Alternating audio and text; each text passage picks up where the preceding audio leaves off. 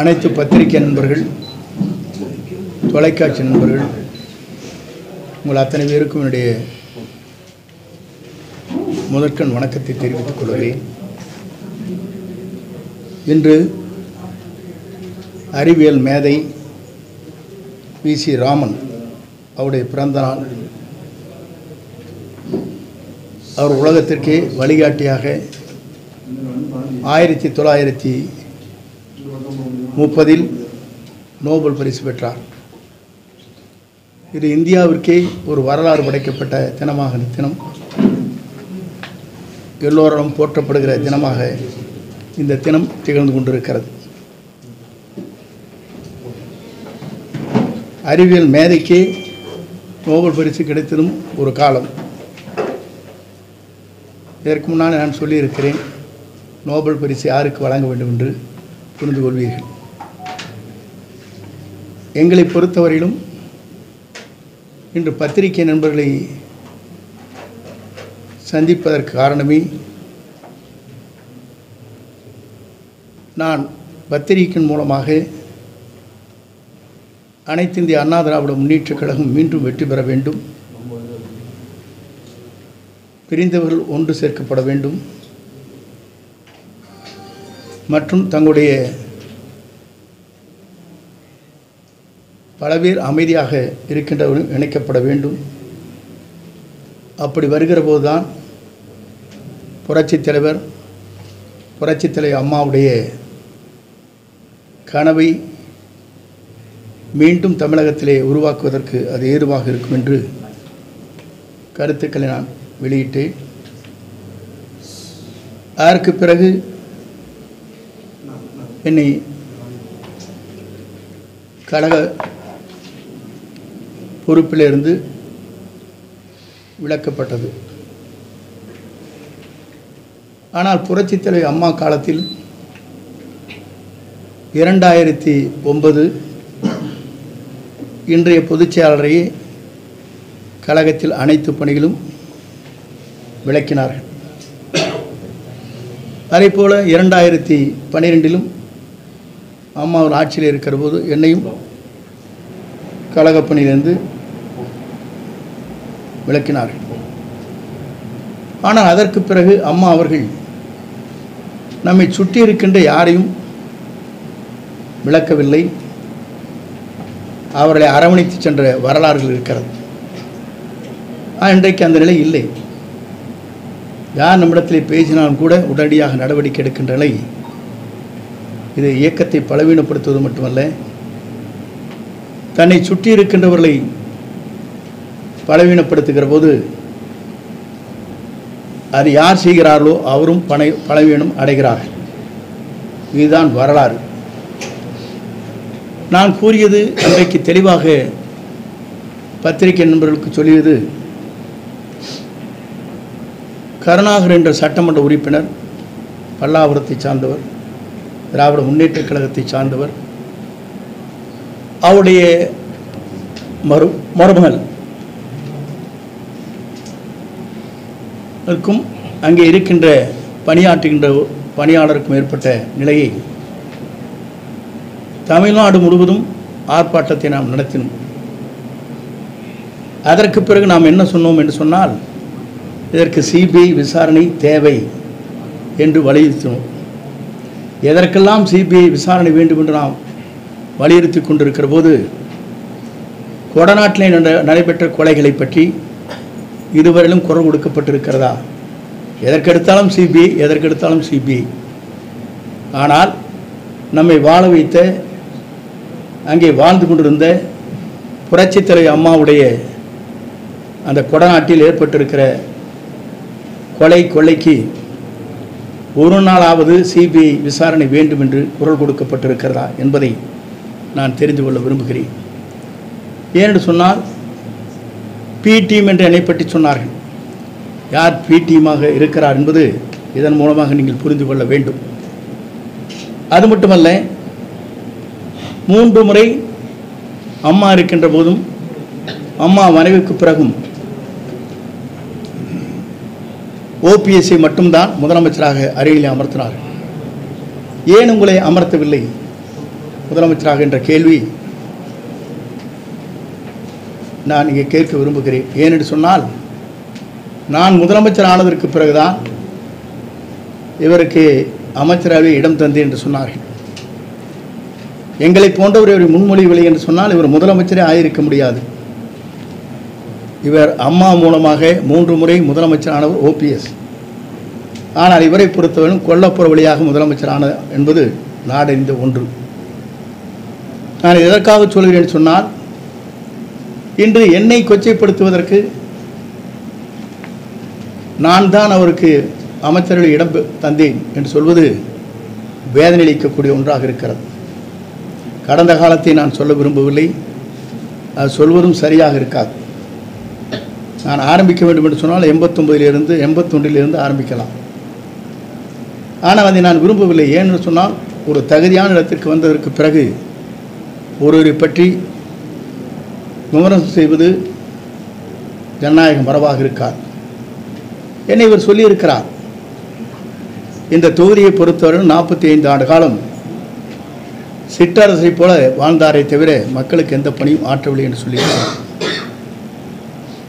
உங்களிடத்திலே மிக விரைவிலேயே ஒவ்வொரு அமைப்பை சார்ந்தவர்களும் என்னை எப்படி பாராட்டி இருக்கிறார்கள், எப்படி உடைய பணிகள் அமைந்திருக்கிறது என்பதை பல்வேறு சங்கங்கள், வேளாண்மையில் இருக்கின்ற விவசாயிகள் பாராட்டியதும், அதே போல இன்றைக்கு சமூக ஈடுபாடுகளில் இருக்கின்ற நம்முடைய ஈரோட்டை சார்ந்திருக்கிற பல்வேறு சமூக அமைப்புகள் பாராட்டி கடிதங்கள் எனக்கு எழுப்பப்பட்டிருக்கிறது. கடுமையான உழைப்பின் காரணமாக இந்த தொகுதியை வளமான தொகுதியாக நீங்கள் மாற்றியிருக்கிறீர்கள் என்று நான் அவரிடத்திலே பாராட்டுதலை பெற்றிருக்கிறேன். இவர் சொன்னது எனக்கு மிகவும் வேதனை அளிக்கக்கூடிய ஒன்று. ஏனென்று சொன்னால், சிற்றரசை போல தொகுதி மக்களுக்கு எந்த பணியும் ஆற்றாதைப் போல, கழக தொண்டர்களுக்கு எந்த உதவியும் செய்யாதைப் போல கருத்துக்கள் பரிமாறப்பட்டிருக்கிறது. எத்தனை பேர் ஒன்றிய சேர்மனாக, நகர்மன்ற தலைவராக, அதே நேரத்தில் வழக்கறிஞர் உடைய சட்ட நிபுணர்களாக நியமிக்கப்பட்ட வரலாறும் இந்த தொகுதியில் இருக்கிறது. ஊராட்சி மன்ற தலைவர்களாக இன்றைக்கு அவர்கள் எங்கு வேண்டுமானாலும் செல்லலாம். அது ஜனநாயகம் முறைப்படி அவர்களுக்கு அவருடைய கருத்துக்களை பரிமாறுவதற்கு அவர்கள் எங்கு வேண்டுமானாலும் சென்று எங்கு வேண்டுமானாலும் சென்று கருத்துக்களை பரிமாறலாம். ஆனால் குறை சொல்வதற்கு முன்னால் இவர் என்ன செய்தார் என்று சொன்னால், இவருடைய மாமன்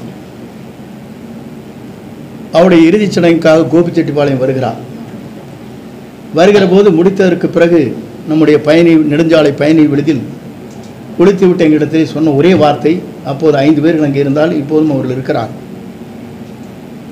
ஏன்னா எல்லா பணத்தையும் உங்கள் தொகுதியிலே கொண்டு கொட்டிட்டீங்க போல் இருக்குது, ரோடெல்லாம் பார்த்தா நானே எடப்பாடியிலே இப்படி இல்லைன்னு சொன்னார். எப்படி இந்த வார்த்தை இங்கே சொல்லப்பட்டிருக்கிறது இல்லை என்று சொல்ல மறுக்க முடியாது. அந்தியூருடைய அவர் சொந்த மாமன் இறுதிச் சடங்கு நடைபெற்றது கோபிச்செட்டிப்பாளையத்தில். நான் எதற்காக சொல்லி, அன்றைய ஒரு நிலை இன்றைய ஒரு நிலை என்பது வேதனை அளிக்கக்கூடிய ஒன்றாக இருக்கிறது. அது மட்டுமல்ல, நாடாளுமன்ற தேர்தலில் நீங்கள் பார்த்திருக்கக்கூடும், எந்த நமக்காக உதவி செய்தார்களோ, எந்த காலகட்டத்தில் நமக்காக வழிவகை செய்தார்களோ அவரெல்லாம் மறந்து அவர்களுக்கு நிற்பதற்கு அனுமதி வழங்காமல் புதிதாக வேறு கட்சியில் இருந்தவர்கள் பணம் செலவு செய்தால் போதும் என்று அவர்களுக்கு நாடாளுமன்ற நிற்பதற்கு அனுமதியை வழங்கியவர் யார்? இதையெல்லாம் மக்கள் இன்றைக்கு கூர்ந்து கவனித்துக் கொண்டிருக்கிறார் என்பதை நீங்கள் மறந்துவிடக்கூடாது. நான் எதற்காக இதை சொல்கிறேன் சொன்னால், முதலே இவர் முதலமைச்சராவதற்கு வழிவகை செய்தவர் அன்றைய பொதுச் செயலாளர் சென்னம்மா சசிகலா அவர்கள். அவரை பற்றி கொச்சையாக பேசினார். நாங்கள்லாம் அவரிடத்தை சொன்னோம், அரசியல் நாகரிகம் என்பது நம்மை வளர்த்தவர்களே வளர்த்த கடா மார்பிளையை மாய்வதைப் போல பேசக்கூடாது என்று சொல்லியிருக்கிறேன். அது மட்டுமல்ல, அடுத்ததாக 18 பேர்கள் நமக்கு தேவைப்பட்டது.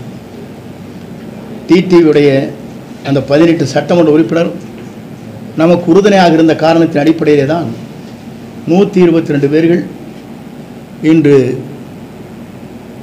சட்டமன்ற பேரவையினுடைய தலைவர் முன்னால் ஒருமனதாக இவரை கொண்டு வருவதற்கு முயற்சிகள் மேற்கொண்டு அந்த பணிகள் நிறைவேற்றப்பட்டது. அதற்கு பிறகு டிடிவியுடைய 18 பேர்களையும் கழகத்திலிருந்து சட்டமன்ற உறுப்பினர் பதவியிலிருந்து நீக்கப்பட்டார்கள். அதற்கு பிறகு ஆட்சியை நடத்துவதற்கு தடுமாறி கொண்டிருக்கிற போது தர்மயுத்தத்தை நடத்தி கொண்டிருக்கிற ஓபிஎஸ் அவர்களை அழைத்து வந்து, நீங்கள் 11 பேரும் எங்களுக்கு ஆதரவு தாருங்கள், நீங்கள் ஒருங்கிணைப்பாளர், நான் இணை ஒருங்கிணைப்பாளர், நான் முதலமைச்சர், நீங்கள் துணை முதலமைச்சர் என்று சொல்லி அவரையும் அந்த நிலைக்கு கொண்டு சென்று காலம் கடந்ததற்கு பிறகு அவரையும் வெளியேற்றினார். அதற்கு பிறகு நம்மை இன்றைக்கு அந்த அளவிற்கு 4 ஆண்டு காலம் ஆட்சி கட்டிலே அமர வைத்து நம்மை பாதுகாத்த பாரதிய ஜனதா கட்சிக்கு 2024 இந்தியாவே என்ன செய்ய போகிறது என்று தத்தளித்துக் கொண்டிருக்கிற நேரத்திலே தான் பாரத பிரதமர் நரேந்திர மோடி அவர்களை கொண்டு வர வேண்டும் என்ற நேரத்தில் அன்றைக்கு வாபஸ் பெற்றது மட்டுமல்ல, நான் இனிமேல் பாரதிய ஜனதா கட்சியோடு கூட்டணி இல்லை, இன்றும் இல்லை, 2016 இல்லை, 19 இல்லை, 2026 இல்லை, 29 31 இல்லை என்று சொன்னார். சொல்லி முடித்துவிட்டு எந்த இயக்கம் இன்றைக்கு தமிழகத்திலே தடை செய்யப்பட்டிருக்கிற அந்த இயக்கத்திற்கு சென்று மதுரை தொப்பியை போட்டுக்கொண்டு உரையாற்றினார். இதெல்லாம் நாடறிந்த ஒன்று. இதெல்லாம் எதற்காக சொல்கிறேன் சொன்னால், நடந்த காலத்தை பற்றி சொல்ல வேண்டும் என்று சொன்னால் இதைவிட விமர்சனம் எங்களால் செய்ய முடியும். ஆகவே அதையெல்லாம் விட்டுவிட்டு நான் சிலவற்றை மட்டும் சொன்னேன். இன்றைக்கு கட்சியில் இருக்கிற முக்கிய பொறுப்பாளருக்கு இருக்கிற இந்த இயக்கத்திற்காக தங்களை அர்ப்பணித்துக் கொண்டிருக்கிற நிர்வாகிகளுக்கு இருக்கிற இடர்பாடுகள் என்ன என்று சொன்னால், 45 வயது உட்பட்டவர் மட்டும்தான் பூத் கமிட்டியில் இருக்க வேண்டும் என்ற ஒரு நிலையை அவர் பிரகடனப்படுத்தினார். எல்லோரும் சொன்னோம், குறைந்தது கூடுதல் வயது இருந்தால் இந்த இயக்கத்திற்காக தங்களை அர்ப்பணித்துக் கொண்டு மக்களை அடையாளம் தெரிந்தவர்களையும் ஒரு 4 பேரை போட்டுக்கொள்ளலாம் என்று கூட கேட்டோம். இல்லை இல்லை, 45 வயதுக்கு உட்பட்டவர் தான் இருக்க வேண்டும் சொன்னார். இந்த இயக்கத்திற்காக 1972 அம்மா காலத்திலிருந்து பல்வேறு பொறுப்புகளை வைத்துக் கொண்டிருக்கிற ஊராட்சி மன்ற, உள்ளாட்சித்துறை, கூட்டுறவுத்துறை, பல்வேறு துறைகளிலே பணியாற்றி கொண்டிருப்பதற்கு அந்த வாய்ப்பில்லை. இதை நான் எதற்காக சொல்கிறேன் சொன்னால், பூத் கமிட்டி என்பது 9 பேரை கொண்டிருக்கிற கமிட்டி. அதில் ஒன்றும் போன முறை போடும்போது 57 பேர்கள் போட்டோம். இன்று முறை 9ஓடு சேர்ந்து 4 பேரையும் சேர்த்து போட்டிருக்கலாம், வயது வரம்பில்லாமல். அவர்தான் இந்த மக்களை சந்திக்க முடியும், மக்களை அடையாளம் காட்ட முடியும். அதையெல்லாம் நாங்கள் எடுத்து சொன்னோம். அதற்கு பிறகு இவருடைய நிலைகள் நாங்கள் எண்ணி பார்க்கின்ற போதுதான் ஒருவர் தன்னை சுற்றி இருக்கிறவர்களை பலவீனப்படுத்துவது, அதன் மூலமாக அவர்களே பலவீனம் அடைகிறார். அதுதான் வரலாறு. அது மட்டுமல்ல, நாம் பார்க்கின்ற போது நாம் ஒன்றை சொன்னோம். நாமக்கல்லில் நடைபெற்ற நிகழ்ச்சியில் பெரிய கட்சி கொடி பறக்குது, பிள்ளையார் சொல்லி போட்டாகிவிட்டது என்று நாம் சொன்னதற்கு பிறகு நேற்றைய முன்தினம் நிலை என்ன ஏற்பட்டிருக்கிறது என்பதை நீங்கள் அறிவீர்கள். நான் இதெல்லாம் எதற்காக சொல்லுவேன் சொன்னால், நம்முடைய பலன் என்ன? நாம் ஒருங்கிணைந்து ஒற்றுமை உணர்வோடு நாம் இணைகிற போது நம்மை நாடி வருவார்கள், நாம் மற்றவை நாடி செல்ல தேவையில்லை. இதுதான் வரலாறு. புரட்சித் தலைவராக இருந்தாலும் சரி, புரட்சித் தலைவர் அம்மாவாக இருந்தாலும் இந்த வரலாற்றை அனைத்து இந்திய அண்ணா திராவிட முன்னேற்ற கழகத்திலே படைத்தார் என்பதை மறந்துவிடக்கூடாது. ஒருவர் முன்னேற வேண்டும் என்றால் தன் கால்களிலே நடந்து செல்ல வேண்டும். ஒருவர் முன்னேற வேண்டும் என்று சொன்னால் தன் காலிலே நடந்து செல்ல வேண்டும், பிறர் முதுகிலே ஏறி சவாரி செய்யக்கூடாது. ஆகவே பிற முதுகிலே சென்று சவாரி செய்யலாம் என்று கனவு கண்டால் இது போன்ற நிலைதான் ஏற்படும். ஆகவே என் கருத்துக்களை சொல்லியிருக்கிறேன். கேள்வி கேட்க வேண்டும் என்று சொன்னால் நீங்கள் கேள்விகள் கேட்கலாம். கழகத்தை பொறுத்தவரையும் என்னை பி டீம் என்று சொன்னார். சொல்வதற்கே தகுதி இல்லை. நான் யாரையும் விமர்சனம் செய்வதில்லை, உங்களுக்கு எல்லாம் தெரியும். பத்திரிகை பல ஆண்டு காலமாக நீங்கள் பார்த்திருக்கக்கூடும். எந்த கட்சியாக இருந்தாலும் தனி மனிதனாக இருந்தாலும் என்னை பொறுத்தவரையிலும் கடுமையான விமர்சனத்தை நான் என்றைக்கும் செய்ததில்லை என்பதை நீங்கள் அறிவீர்கள். இவர் இந்த இயக்கம் சரியாக இருக்க வேண்டும் என்று நினைத்திருந்தால் சட்டமன்றத்தில் 42 நாட்கள் நடைபெறுகிற சட்டமன்றத்தில் அவருக்கு பின்னாலே நான் அமர்ந்து கொண்டிருக்கிறேன். ஒரு வார்த்தை திரும்பி என்ன குறை இருக்கிறது வாருங்கள் என்று அழைக்கப்படவில்லை. அது மட்டுமல்ல, இங்கே மேட்டுப்பாளையத்தில் முதல் கூட்டம் நடைபெறுகிற போதே இந்த வழியாக சென்று வரவேற்பையும் தந்தார்கள். அன்றைக்கும் அழைக்கப்படவில்லை. இதையெல்லாம் எதற்காக நினைவூட்டுகிறேன் என்று சொன்னால், இந்த இயக்கம் வலிமையாக இருக்க வேண்டும் என்று சொன்னால் கருத்துக்கள் பரிமாறுவது என்பது ஜனநாயக உரிமை. அந்த ஜனநாயக உரிமையை இன்று இவர்களால் இடர்படுகிறது என்று சொன்னால் எவ்வளவு வேதனை அளிக்கக்கூடிய ஒன்றாக இருக்கிறது என்பதை நான் இந்த நேரத்தில் சுட்டிக்காட்ட விரும்புகிறேன். அதை வருகின்றிருக்கிற பத்திரிகை நண்பர்களை பொறுத்தவரையிலும் என்னை பொறுத்தவரையிலும் இந்த இயக்கம் வலிமையாக இருக்க வேண்டும் என்பதுதான். இன்றைக்கி 14 பேர் நீக்கியிருக்காங்க. இன்றைக்கி 500-1000 பேர் வந்திருக்காங்க. எல்லாம் பட்டி பேரை போட்டிங்கன்னா வந்துடும், அதுவும் வந்துடும் நாளைக்கு. இப்படியே நீக்கி கொண்டிருந்தால் என்ன நிலை ஏற்படும்? எல்லாரும் நிர்வாகி தான் வந்திருக்கீங்களா, வெளியிருக்காங்க. அப்படி வருகிற போது நாளொரு மேனியும் பொழுதுடனமாக முழுநவு தேய்ந்து போய் அமாவாசை ஆகிவிடும். ஒரு இயக்கத்தை காக்க வேண்டும் என்று சொன்னால், ஒருவர் குரல் கொடுக்கிறார் என்று சொன்னால் அதற்கு என்ன காரணம் என்று பல நிர்வாகிகளை வைத்து பேசியிருக்க வேண்டும். அதையும் செய்யவில்லை. தானும் அதற்கு குரல் கொடுக்கவில்லை. ஆனால் இன்றைக்கு முக்குளத்தோருடைய தேவர் திருமகனாருடைய அந்த விழாவிற்கு சென்றபோது அங்கேதான் எல்லோரையும் சந்திக்க முடியும் என்ற நோக்கத்தோடு தான் சென்றேன். நான் முதல்ல சொன்னேன், நான் யாரையும் பார்க்கல, டிடிவி பார்த்தீங்களா, ஓபிஎஸ் பார்த்தீங்கன்னா இல்லைன்னு சொன்னேன். இல்லை பார்த்தார், நாங்கள் இவங்கள தான். நான் ஹோம் மினிஸ்டர் பார்த்தேன்னு சொன்னேன். அவர் எங்கேயா போய் பார்க்குறாரு? நிதியமைச்சர் எங்கே போய் பார்க்குறாங்க? இங்கே நிர்மலா பெரியசாமி கூட பார்க்க முடியாது இவரால், அவர் எங்கே போய் பார்க்குறாங்க? எதற்காக சொல்லின்னு சொன்னால், அழைத்தார்கள், சென்றேன், பார்த்தேன் என்று சொன்னாலும் கூட இல்லை என்று சொன்னார்கள். பார்க்கவே இல்லை என்று சொன்னாலும் பார்த்தார் என்று சொன்னார்கள். இதுதான் அவர்களுக்கும் இருக்கிற முரண்பாடு என்பதை நான் தெரிவித்துக் கொள்கிறேன். அதோடு மட்டுமல்ல, இன்றைக்கு இவர் ஆட்சியை நடத்தவில்லை, இவர் கட்சியை நடத்தவில்லை. காட்டிலும் இவர் மகன், இவருடைய மாப்பிள்ளை, இவருடைய மருமகன், இவருடைய அக்கா மகன் தான் இன்றைக்கு பல்வேறு கருத்துக்களை சொல்லி உங்களுக்கு தெரியும். கால் உழுகிறது, போகிறது, நாளைக்கு பதவி எடுத்துன்னு சொன்னால் அவங்களுக்கு போய் நேசிக்கிறது, இதெல்லாம் உங்களுக்கு தெரியாத ஒன்றும் இல்லை. நான் சொல்லவே வேண்டியதில்லை. பத்திரிகை நண்பர்கள் எல்லோரும் நாள்தோறும் பார்த்து கொண்டிருக்கிறீர்கள். இந்த நிலை நீடித்து கொண்டிருக்கிறது. அப்படி என்றால் அந்த இயக்கத்திற்காக தியாகம் செய்தவர்கள், இந்த இயக்கமே உயிரென்று நேசித்தவர்கள், சாதாரண இந்த இயக்கத்தை பற்றி தெரியாதவரிடத்தில் சென்று மண்டியிட வேண்டிய காலம் இன்றைக்கு உருவாக்கப்பட்டிருக்கிறது என்பதை நான் இந்த நேரத்தில் தெரிவித்துக் கொள்கிறேன். நன்றி, வணக்கம். அன்றைக்கு சொல்லியிருந்தா அன்றைக்கி நீக்கியிருப்பாங்க. சரி, அப்படி என்றால் ஓபிஎஸ் வந்து உங்களுடைய தலைமை அலுவலகத்தை அடிச்சு உடைக்கிறாரு, பொதுக்குழுல அவர் நீக்கப்படுறாரு.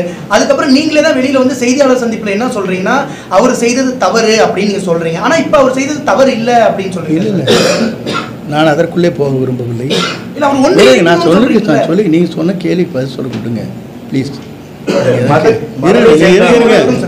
நீங்கள் கேட்குறீங்களா எனக்கு தெரியுங்க. தயவுசெய்து ஒரு நிமிஷம் ஒவ்வொருத்தரை கேளுங்க, உணர்ச்சி வசப்படாதீங்க. நான் அந்த பொறுமையை சொல்லிட்டேன். இவர் கேட்ட கேள்வி எந்த அன்னைக்கு நான் சொன்னேன்? அவர் உள்ள பொதுக்குழு நான் சொல்லியிருக்கேன்னா? இல்லை, நான் சொல்லவே இல்லை, எப்பவுமே சொல்ல. நீங்கள் முதல்ல இருங்க, நீங்கள் வந்து இருங்க, நீங்கள் ஏதோ டேப் எடுத்து சொல்லக்கூடாது. நான் எந்த கருத்தையும் வந்திருக்கு பரிமாறவில்லை அன்றைய நிலை, புரியுதுங்களா? இல்லை இல்லை, நீங்கள் சொல்லுவீங்க. இல்லை இல்லை இல்லை இல்லை செய்யக்கூடாது அப்படின்னு சொன்ன ரைட்டு, ஓகே. ஆனால் என்னுடைய ஒரே கேள்வி, இருங்க ஆஃப் பண்ணுங்க. என்னுடைய ஒரே கேள்வி, 1975 இந்த இயக்கத்திற்காக ஒரு பைலா போடப்பட்டது. பைலாவில் 43 பேராகிராஃபில் எந்த காலகட்டத்திலும் தொண்டரால் தேர்ந்தெடுக்கப்படுகிற அந்த விதிகளை மாற்றக்கூடாது என்று இந்த இயக்கத்தை உருவாக்கிய எந்த தலைவர் உருவாக்கினாரோ அதையே சுக்குநூறாக உடைக்கப்பட்டிருக்கிறது, இதயத்தை பிளக்கப்பட்டிருக்கிறது என்பதை நீங்கள் புரிந்து கொண்டிருக்கிறீர்களா இல்லையா? சார், அதிமுகவுடைய கட்சியினுடைய சின்னங்களில் பயன்படுத்தக்கூடாதுன்னு சொல்லி அவங்க வந்து ஒரு அன்னைக்கு புகார் கொடுத்துருக்காங்க. இப்போ வந்து டிடிவி அவர்கள் தனி கட்சியில் இருக்காரு. நீங்கள் வந்து தொண்டர்கள் உரிமை மீட்பு குழு அந்த குழுவை வந்து மறுபடியும் முன்னிறுத்தி கொண்டு போறீங்களா இல்லை தனி கட்சி தொடங்குறீங்களா? பொறுத்துன்னு தான் பார்க்கலாம். எடப்பாடி பழனிசாமிக்கு தொடர்பு இருக்குது நீங்க சந்தேகப்படுறீங்களா, குற்றம் சாட்டுறீங்க? இல்லை, என்னை பொறுத்தவரை யார் குற்றவாளி என்பதை தெரிந்து கொள்ள வேண்டும் இந்த நாடு என்பதுதான். அதற்கேன் குரல் கொடுக்கவில்லை என்பதுதான். எல்லாம் சாதாரண ஒரு பெண் வீட்டு வேலை செய்கிற அந்த பெண்ணுக்கு கொடுக்குற சிபிஐ வேண்டும் என்று குரல் கொடுக்கிறாரே, நம்மை காப்பாற்றி நம்மளை அடையாளம் காட்டி இவ்வளவு வளர்ச்சி உருவாக்கி இருக்கிற அம்மா வளர்ந்த இந்த இடத்தில் இது போன்ற நிலை ஏற்பட்டிருக்கிறதே, இதற்காக ஏன் சிபிஐ வேண்டும் என்று கேட்கவில்லை என்பதுதான் என்னுடைய கேள்வி. அதெல்லாம் நான் என்னைக்கும் சொன்னவே இல்லையே. அவர் சொல்றதுல அவர்கிட்ட கேட்கணும். இல்லை இல்லை, நான் சொல்றது அவர்கிட்ட கேட்க வேண்டிய கேள்வி எங்கிட்ட கேட்கக்கூடாது. இல்லை இல்லை இருங்க, அவர் இல்லை, ஒவ்வொருத்தரும் ஒரு கருத்து சொல்லுவாங்க. இல்லை இல்லை நான் இல்லை இல்லை இல்லை நான் அந்த கருத்துக்குள்ளேயே போக மாட்டேன். நீங்கள் அவனை கேட்பீங்க, அவனை இருந்து கேட்பீங்க, இப்போ நகை இருந்துன்னு கேட்பீங்க, அதுக்குள்ள என்ன வேற இருந்துன்னு கேட்பீங்க. இதுக்கெல்லாம் நான் பதில் சொல்ல முடியாது. என்ன இருங்க, என்னை பொறுத்தவரையிலும் என்னுடைய கருத்துக்கள் மட்டும்தான் சொல்ல முடியும். ஜனநாயக ரீதியாக ஒவ்வொரு கருத்துக்கள் சொல்வதற்கு நீங்கள் கேள்வி கேட்க இயலாது. அதற்கு என்னால் பதில் சொல்ல முடியாது. இல்லை, என்னை பொறுத்தவரையிலும் நாங்கள் 6 பேர் சென்றோம். பிஜேபி இணைக்கப்பட வேண்டும் சொன்னோம்.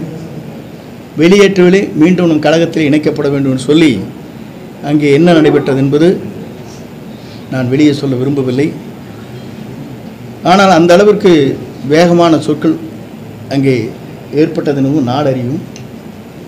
ஆனால் என்னை பொறுத்தவரையிலும் என்னை அழைத்தவர்கள் பிஜேபி தான். அழைத்து இரு இயக்கங்களையும் ஒன்றிணைக்கப்பட வேண்டும் என்று கூறியதும் அவர்கள் தான். நானும் அதையே தான் சொன்னேன். இயக்கம் ஒன்றிணைக்கப்பட வேண்டும். உங்களை விட்டால் எங்களுக்கு வேறு வழி இல்லை, எங்களை விட்டால் உங்களுக்கும் மாற்று இல்லை. ஆகவே எங்களை தமிழ்நாட்டுடைய அரியணை அமர்த்துவதற்கு நீங்கள் தயாராக இருக்க வேண்டும்.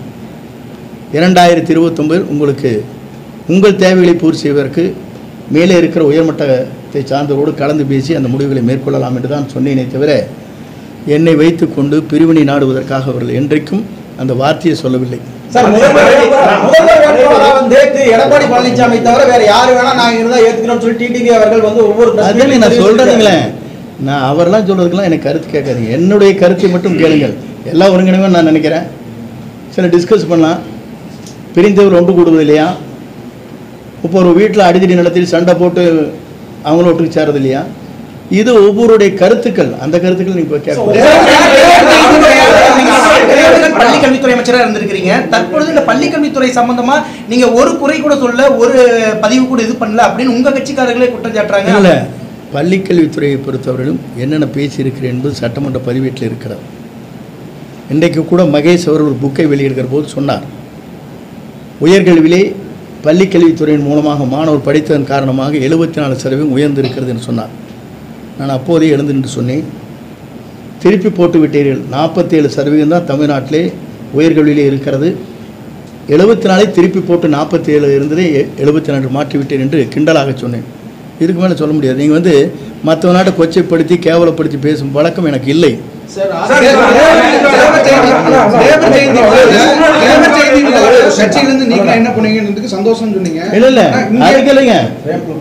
அன்னைக்கு சும்மா ஒரு செகண்ட் சொன்னதில் வச்சுட்டு கேட்டுக்கூடாது. நீங்கள் தயவு செஞ்சு நீங்கள் நல்லா கேட்பேன்னு எனக்கு தெரியும். தயவு செஞ்சு இருங்க, நான் சொல்லிடுறேன். அதுக்கு பிறகு மனம் வேதனை அடைகிறேன். கேட்டாங்களே 5-6 பேர் வந்து சும்மா வர கேட்டதில்லைன்னு சொல்லிட்டு இருக்கக்கூடாது. அவங்க 2 போட்டாலும் அதை சொல்லிட்டு இருக்கக்கூடாது. மன வேதனை அடைகிறேன், வருத்தப்படுகிறேன். இது போன்ற நிகழ்வு என்பது என் வாழ்வில் இது போன்ற நிகழ்வு ஏற்பட்டிருப்பது என்பது என்னால் வேதனை அளித்து கொண்டே இருக்கிறது என்று சொன்னேன். அதற்கு பிறகு இரவு முழுவதும் நான் தூங்கவில்லை என்று சொன்னேன். அதெல்லாம் கேளுங்களேன்.